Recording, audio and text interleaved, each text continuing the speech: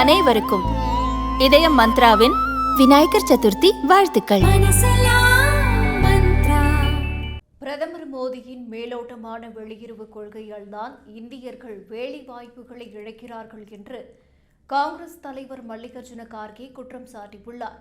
இந்திய பொருட்களுக்கு அமெரிக்கா விதித்துள்ள 50% வரி விதிப்பு இன்று முதல் அமலுக்கு வருவதாக அமெரிக்கா தெரிவித்துள்ளது.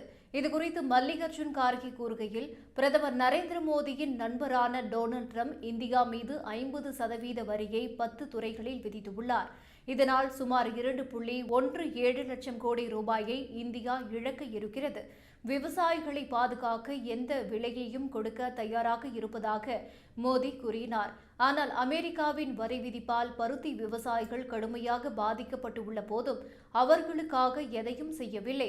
சிறு குறு நிறுவனங்கள், ரத்தின கற்கள் மற்றும் நகைகள், ஜவுளி உள்ளிட்ட ஏற்றுமதி தொடர்பான நிறுவனங்களில் வேலை செய்பவர்கள் பெரிய அளவில் வேலை வாய்ப்புகளை இழக்க உள்ளனர். அமெரிக்காவின் வரி விதிப்பு தொடர்ந்தால் ஜவுளி துறையில் மட்டும் சுமார் 5 லட்சம் பேர் வேலை வாய்ப்புகளை இழக்கும் அபாயம் இருக்கிறது. ரத்தின கற்கள் மற்றும் நகைத்துறையில் 1.5 லட்சத்திலிருந்து 2 லட்சம் பேர் வரை வேலை வாய்ப்புகளை இழக்கக்கூடும் என்று தெரிய வந்துள்ளது. சென்ற ஏப்ரல் மாதம் 10% அடிப்படை வரியை அமெரிக்கா விதித்த போதே ரௌராஷ்டிரா பகுதியில் வைர தொழிலில் ஈடுபட்டுள்ள 1 லட்சம் பேர் வேலை வாய்ப்புகளை இழந்துள்ளனர். அதேபோல இறால் தொழிலில் ஈடுபட்டுள்ள 5 லட்சம் பேர் நேரடியாக பாதிக்கும் அபாயம் ஏற்பட்டுள்ளது.